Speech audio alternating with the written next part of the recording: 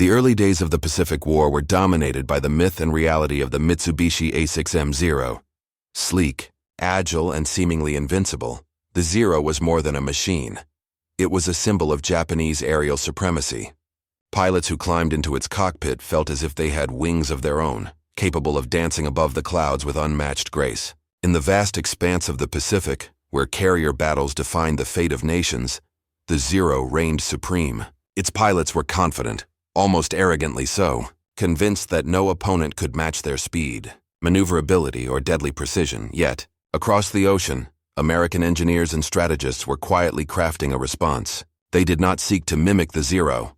Instead, they envisioned a machine built for a different philosophy of air combat, a plane designed to endure, to strike hard, and to climb faster than anyone expected. This was the birth of the Grumman F-6F Hellcat, a fighter that would eventually challenge and ultimately dismantle the myth of invincibility surrounding the Japanese Zero.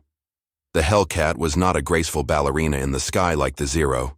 It was a beast, designed to survive punishment that would destroy lesser aircraft. Its design prioritized armor, firepower, and most importantly, performance at high altitude. When it first took to the skies, even seasoned pilots were surprised by its sheer acceleration and climb rate. Unlike the nimble Zero, which could outturn most American fighters, the Hellcat had a secret weapon: raw power. Its Pratt & Whitney R2800 engine delivered a force that propelled it upward with astonishing speed, leaving Japanese pilots struggling to comprehend how such a relatively bulky American fighter could climb faster than their fabled warbird. Stories from those early encounters are almost cinematic. Japanese pilots would look up to see a Hellcat surging past, seemingly defying the laws of gravity. They were trained to expect fragile, slow American fighters, but here was a rival that could meet them on equal terms, or better yet, outpace them in ways that were previously unimaginable. The shock was profound. For decades, the Zero had set the standard of aerial combat in the Pacific. Its domination seemed unassailable. Yet the Hellcat arrived not merely to compete, but to rewrite the rules of engagement entirely. This first confrontation was not just a meeting of machines, it was a collision of philosophies. The Zero represented finesse, lightness, and audacity. The Hellcat embodied resilience, raw strength, and an almost tactical ruthlessness. For the pilots on both sides, the skies had transformed from a familiar battlefield into a proving ground for innovation, courage, and survival. And as the first Hellcats began their climbs, Japanese aviators could only stare, wide-eyed and incredulous, at a new American challenger that refused to be outclassed. In that moment, the seeds of a dramatic shift in the Pacific Air War were planted. The story of the Hellcat would not be one of subtlety or elegance. It would be one of surprise, dominance, and the kind of performance that could alter the course of a conflict. And the most remarkable truth, the one that would haunt the Zero's pilots, was simple yet astonishing. The Hellcat could climb faster than anyone had expected. Behind every legendary aircraft is a story of necessity, vision, and relentless engineering. The F-6F Hellcat was no exception. In 1941, the United States Navy recognized a looming problem. Japanese Zeros were dominating the skies over the Pacific. Their speed, agility, and maneuverability were unmatched by existing American fighters. But the solution was not to imitate the enemy. It was to rethink air combat entirely. The Hellcat was conceived not as a graceful dancer like the Zero, but as a disciplined, durable predator built to survive, strike, and climb with power that few could rival. The team at Grumman approached the Hellcat with a philosophy that would define its destiny. Every design choice was guided by practicality rather than aesthetics. Armor was added to protect the pilot and vital systems. Fuel tanks were self-sealing, reducing the risk of catastrophic fires. Its wings were broad and sturdy, optimized for lift at high altitudes. And at the heart of it, the Pratt & Whitney R2800 double wasp engine roared like a living thing, producing raw power that turned the Hellcat into a vertical missile, capable of surging upward faster than Japanese pilots expected. Where the Zero relied on elegance and lightness, the Hellcat relied on engineering excellence. Its airframe could endure punishing dives, absorbing stress that would shatter other planes. Its armament, 650 caliber machine guns, gave it a deadly punch, able to take down multiple opponents before the enemy even had a chance to react. Every element of the Hellcat was designed with one goal in mind: dominance in a fight where survival was never guaranteed. What made the Hellcat unexpectedly lethal was not just its power, but its combination of traits. Japanese pilots had learned to exploit the Zero's weaknesses, its fragility and tendency to lose speed in tight maneuvers. They did not anticipate a fighter that could climb faster, absorb punishment, and outgun them at every turn. The Hellcat's rise was quiet at first, almost unassuming, but once it entered combat, its impact was undeniable.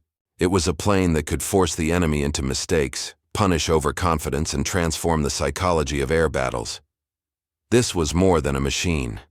It was a strategic answer to a problem that had haunted the Pacific theater. In the hands of a skilled pilot, the Hellcat was a revelation, a flying testament to the power of thoughtful engineering over pure elegance. Its birth marked the beginning of a shift, one that would challenge assumptions, redefine tactics, and force even the most confident adversaries to confront an uncomfortable truth. The rules of aerial warfare were changing, and the Hellcat was leading the charge.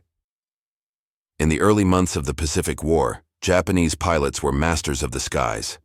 Flying the Mitsubishi A6M0, they embodied a deadly combination of speed, agility, and lethal precision. Their reputation was built not just on aircraft performance, but on a culture of confidence, bordering on audacity.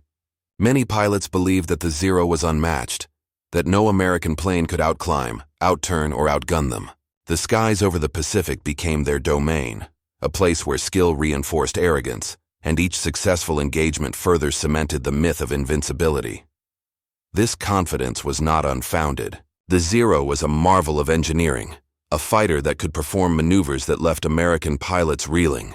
Its light frame allowed for tight turns and rapid dives. It could follow an enemy aircraft almost anywhere, and its climb rate gave it a tactical advantage in dogfights. Japanese aviators trained extensively in exploiting these strengths, and their success in early battles validated their approach. They flew not just as soldiers, but as dancers in a deadly ballet.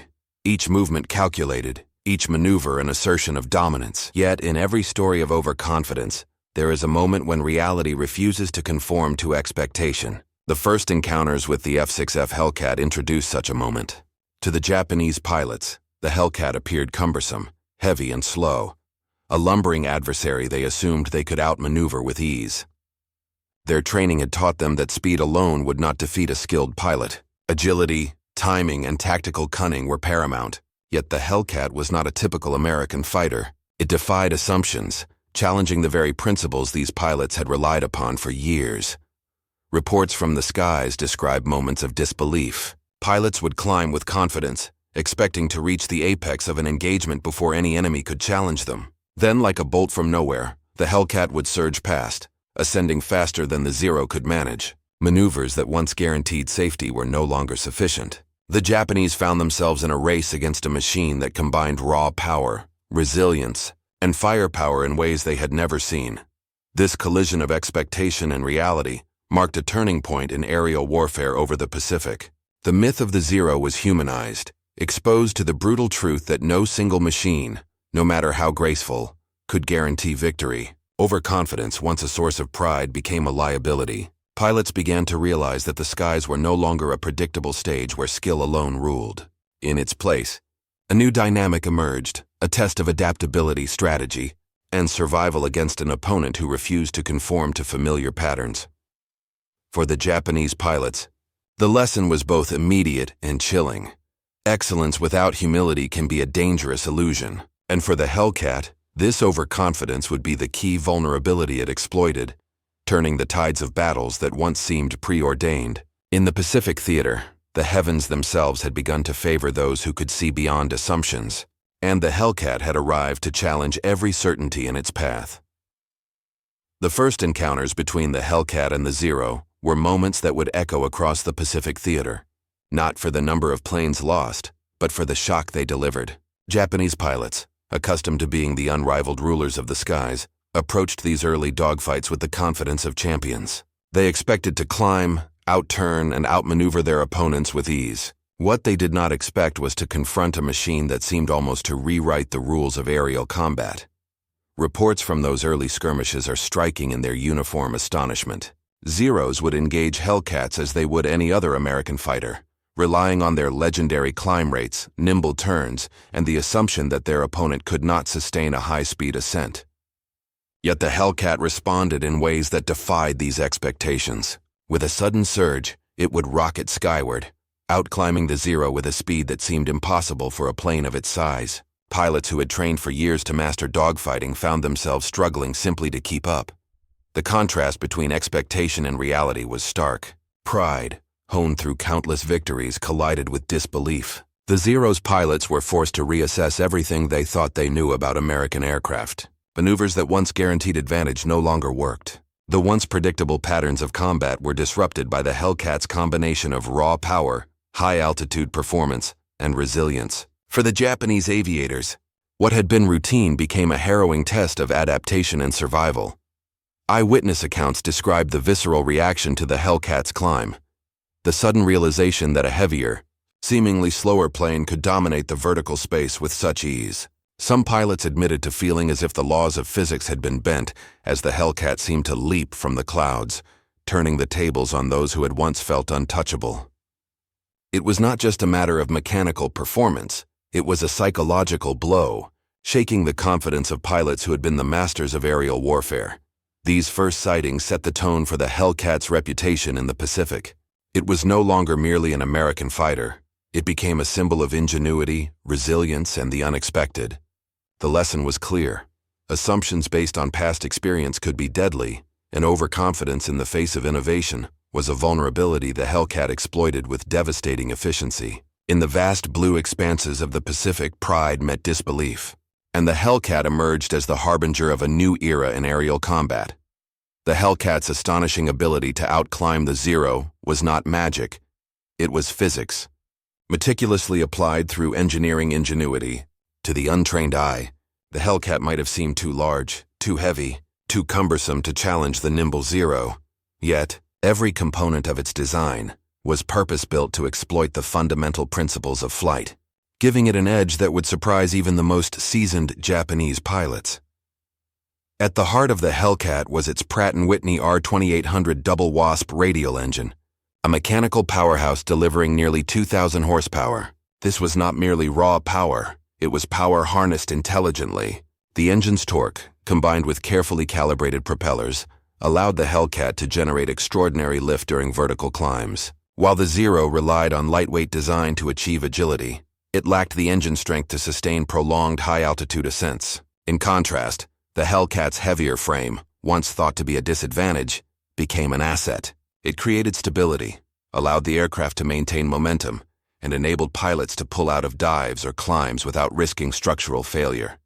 Weight distribution played a critical role as well. Engineers at Grumman positioned armor, fuel tanks, and armament in ways that optimized the plane's center of gravity. The result was an aircraft that could ascend steeply without losing control or speed. Every element, from wing shape to fuselage construction, was balanced to maximize climb performance while ensuring that the pilot could engage in combat without overexertion. Meanwhile, the Zero, though lighter and highly maneuverable, lacked this structural fortitude. Its fragility made aggressive climbing at high speed risky, often resulting in mechanical strain or loss of control. Ruggedness, too, was part of the equation. The Hellcat was built to endure punishment, both from enemy fire and from the extreme forces of aerial maneuvers. Its reinforced airframe meant that pilots could push it to the edge, climbing higher and faster than the Zero, without fear of catastrophic failure. This durability transformed mechanical advantage into strategic advantage, allowing American pilots to dictate the terms of engagement. What emerged from this careful interplay of design and physics was more than a plane, it was a lesson in how thoughtful engineering could overturn battlefield myths. The Zero, for all its elegance, had become a symbol of overconfidence, a reminder that assumptions based on past performance could be shattered by innovation. The Hellcat's climb was a literal and metaphorical ascent, demonstrating that technology, intelligence, and preparation could redefine what was possible in combat. In the skies over the Pacific, the Hellcat's rise was not just measured in feet per second, it was measured in astonishment, in shattered assumptions, and in the dawning realization that mastery of engineering could, quite literally, outpace mastery of tradition. Physics had become a weapon, and the Hellcat wielded it with precision. The introduction of the Hellcat transformed the very rhythm of aerial combat over the Pacific. Where once Japanese pilots dictated engagements with the nimble Zero, the new reality allowed American aviators to seize control, to to climb higher, and to strike from unexpected angles. In essence, the Hellcat flipped the rules of dogfighting upside down. American pilots quickly recognized the strategic potential of the climb advantage. Instead of chasing the enemy in endless turning battles, they could now ascend beyond the zero, patiently positioning themselves above the fray. From this elevated perch, gravity became a weapon. A dive from altitude gave the Hellcat speed that no Zero could match, and its 650 caliber machine guns made every strike deadly. Climbing first and diving second allowed American pilots to dictate the tempo of combat. They were no longer reacting, they were leading. This shift had profound implications. Japanese pilots, trained to seize initiative, suddenly found themselves at a disadvantage. The tactics that had once brought victory, the graceful climbs, the tight turns, the surprise attacks, were now being anticipated and countered. Instead of setting the pace, they were forced to respond. Dogfights became reactive affairs, with Japanese aviators scrambling to defend against attacks from above, unable to regain the dominance they had taken for granted. Accounts from the Pacific described the psychological impact as vividly as the physical. Pilots who had once flown with the certainty of mastery now faced an enemy that outperformed expectations at every turn. Maneuvers designed to exploit American weaknesses were met with calm precision. The Hellcat's combination of climb rate, durability, and firepower allowed U.S. pilots to absorb aggressive tactics, recover, and strike again, all while maintaining control of altitude and speed. This new dynamic also demonstrated the profound value of adaptability.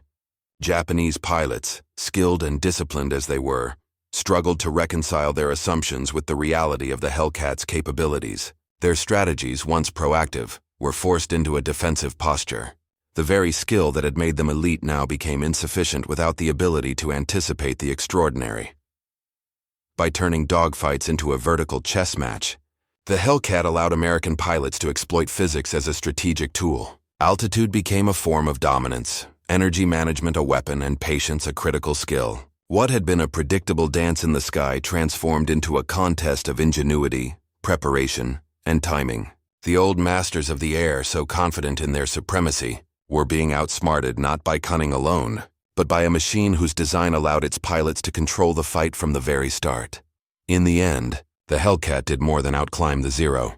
It redefined the possibilities of aerial combat. It demonstrated that victory is not always about speed or elegance alone, but about understanding the environment, leveraging advantages, and using innovation to rewrite the rules of engagement. The skies over the Pacific would never be the same.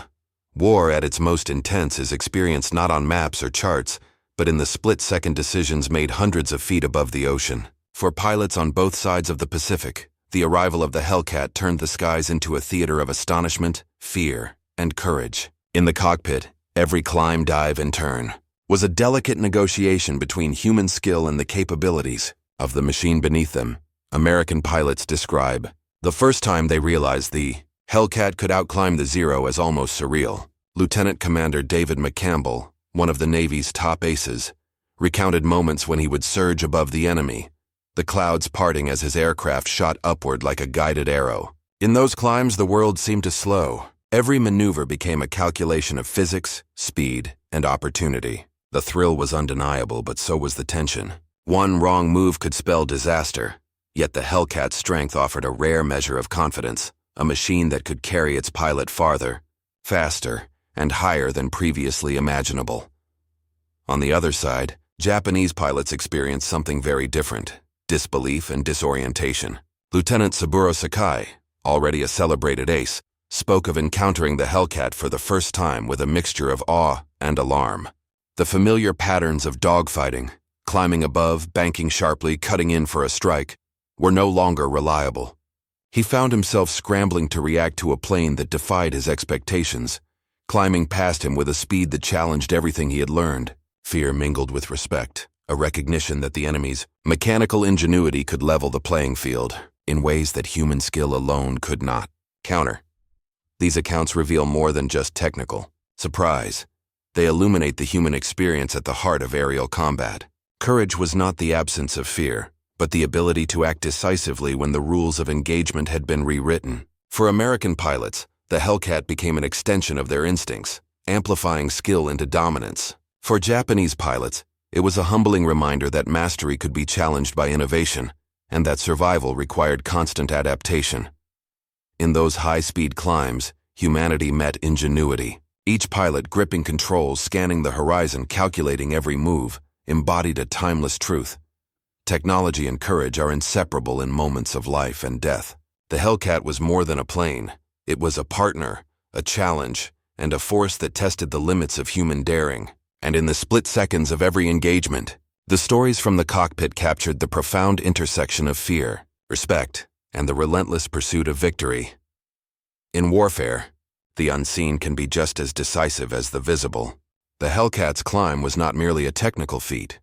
It was a psychological weapon, reshaping the mindset of everyone who faced it. Altitude is power in the skies. A plane perched above can strike with speed, energy, and authority. It dictates the pace of battle, forces decisions upon the enemy, and transforms aerial combat from a contest of reflexes into a battle of anticipation. For American pilots, the Hellcat's rapid climb offered more than tactical advantage. It provided confidence. Pilots could ascend beyond the enemy, survey the battlefield, and choose when and how to engage. Each climb was a statement. The fight was under their control. From this vantage, a pilot could dive with devastating speed, execute precise attacks, and then climb again to safety, maintaining energy superiority at all times. The aircraft did not just support skill, it magnified it, allowing pilots to operate with a calculated calm that often overwhelmed adversaries. The effect on Japanese aviators was profound. The Zero's pilots had once approached the skies with certainty, their victories reinforcing the belief in their unmatched dominance. Now they faced an enemy that defied expectations. The Hellcat's ability to climb past them shattered assumptions and forced constant readjustment. What had been predictable engagements became tense, disorienting encounters. Shock replaced confidence. Hesitation crept into split-second decisions. And morale, an intangible yet critical factor in sustained combat, began to waver. The psychological impact was compounded by consistency. The Hellcat could reliably climb, absorb punishment, and strike from above again and again. Over time, Japanese pilots learned that no single maneuver guaranteed safety, no single tactic could assure victory. The constant awareness of a superior climbing adversary eroded initiative. Battles were no longer contests of skill alone. They were contests of mindset. Confidence, once an asset, became a liability when faced with the unpredictable superiority of the Hellcat. This dynamic underscores a timeless lesson. Technology alone does not win battles, but the combination of technology and psychological leverage can be decisive. The unseen advantage, the ability to control not just position but perception, can tip the balance in ways that firepower alone cannot. In the skies over the Pacific, the Hellcat exemplified this truth. Its climb was more than vertical movement. It was a statement of dominance, a subtle force that undermined opponents before bullets were even fired. By mastering altitude, American pilots gained mastery over the battle itself. The psychological edge granted by the Hellcat transformed engagement from reactive to proactive, turning shock into strategy and fear into opportunity. In the crucible of air combat, it became clear. The mind, as much as the machine, determines the outcome. And the Hellcat, soaring above all expectations, wielded both with deadly precision. The Hellcat's impact extended far beyond individual dogfights. Its performance reshaped the very concept of air superiority in the Pacific theater. Where once Japanese Zeros dictated engagements, American forces began to leverage the Hellcat's capabilities to control the skies on a strategic scale. Air tactics evolved, naval operations were recalibrated, and the psychological edge gained from altitude and performance began to influence the outcome of entire campaigns. Carrier battles, which had been dominated by Japanese air forces in the early months of the war, now presented a dramatically different picture. The ability of Hellcats to climb rapidly and strike from above allowed American pilots to cover fleets more effectively, intercept enemy aircraft before they reached the ships, and protect key naval assets with unprecedented efficiency. This technological advantage translated directly into strategic dominance. Ships that might once have been vulnerable could now operate with greater confidence, and Japanese pilots faced mounting losses when attempting to attack well-defended formations. The Japanese were forced into a reactive posture, constantly adapting to the unexpected threat. The tactics that had once guaranteed success, coordinated climbs, aggressive ambushes, and tight maneuvers, were no longer sufficient. They encountered a fighter that not only matched but often exceeded the Zero, in critical performance metrics. The result was a gradual but undeniable shift. The balance of power in the air was no longer preordained by tradition or experience, but by innovation, design, and the application of new tactics. The Hellcat story illustrates a universal truth that extends far beyond military history. Innovation can rewrite the rules in unexpected ways. Assumptions based on prior knowledge, no matter how well-founded, are vulnerable to disruption when technology, insight, and thoughtful design intersect. The Zero's early dominance was not defeated by luck or bravery alone. It was challenged by a deliberate rethinking of what a fighter could achieve. In the hands of capable pilots, the Hellcat turned engineering into strategy, and strategy into decisive action. By redefining air superiority, the Hellcat also reshaped human expectations. Japanese pilots, once confident in the invincibility of their aircraft, were reminded that mastery is never static. Dominance is earned continuously, and the ability to anticipate and adapt is as critical as raw skill. For the Americans, the Hellcat became a symbol of what can happen when thoughtful engineering, tactical foresight, and psychological insight converge. Ultimately, the Hellcat's legacy was not just in the victories it achieved or the planes it destroyed.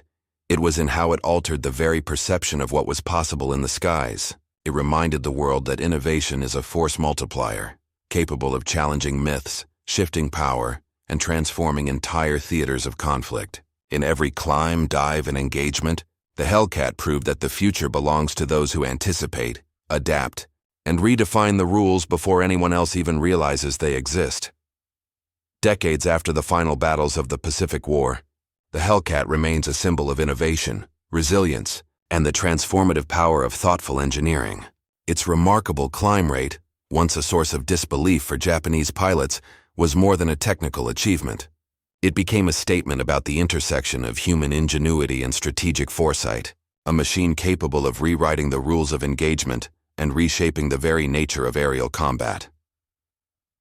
The legacy of the Hellcat lies not only in the victories it secured, but in the lessons it imparted. In the skies over the Pacific, Japanese pilots learned that assumptions, no matter how well-founded, can become dangerous blind spots. A fighter that appeared bulky, heavy, and conventional proved that careful engineering, combined with tactical insight, could outmatch elegance and experience. The Hellcat climbed not just in altitude, but in reputation, embodying the idea that innovation, when paired with courage and skill, can redefine what is possible. For American pilots, the Hellcat represented more than a tool of war. It was a partner in survival, a machine that amplified human decision-making and psychological advantage. Its climb rate allowed pilots to dictate the tempo of engagements, to strike decisively from above, and to retreat with calculated precision when necessary. It turned raw speed into strategy, mechanical strength into confidence, and altitude into a weapon of perception. In this way, the Hellcat demonstrated a timeless truth. Mastery is not simply about skill, but about understanding, leveraging, and integrating the unseen advantages that technology and foresight provide. The broader lesson resonates far beyond the cockpit. In war, as in life, underestimating innovation can be catastrophic. Systems, tools, and strategies that seem conventional may hide unexpected potential. Assumptions that rely on past experience can blind individuals or organizations to emerging threats or opportunities. The Hellcat teaches that attention to detail, thoughtful preparation, and willingness to embrace novel solutions can yield results that surpass expectations, overturn myths, and redefine the boundaries of what is achievable. Even today, when the roar of radial engines has faded and the battles are remembered only in history books, the Hellcat continues to inspire. It reminds us that innovation is not just a matter of invention, it is a mindset, a discipline, and a willingness to challenge assumptions. The high-climbing Hellcat was not just a fighter, it was a revelation, proving that strategy and engineering, aligned with human courage, can achieve the extraordinary. In the final analysis, the Hellcat's climb is more than a feat of speed or power. It is a metaphor. It stands as a reminder that the unseen advantage, the carefully cultivated edge, and the courage to act on it, can elevate individuals, strategies, and nations above the limitations of convention. And in that lesson, the story of the Hellcat endures. The skies are never fixed, mastery is never guaranteed, and innovation, if underestimated, can forever change the world.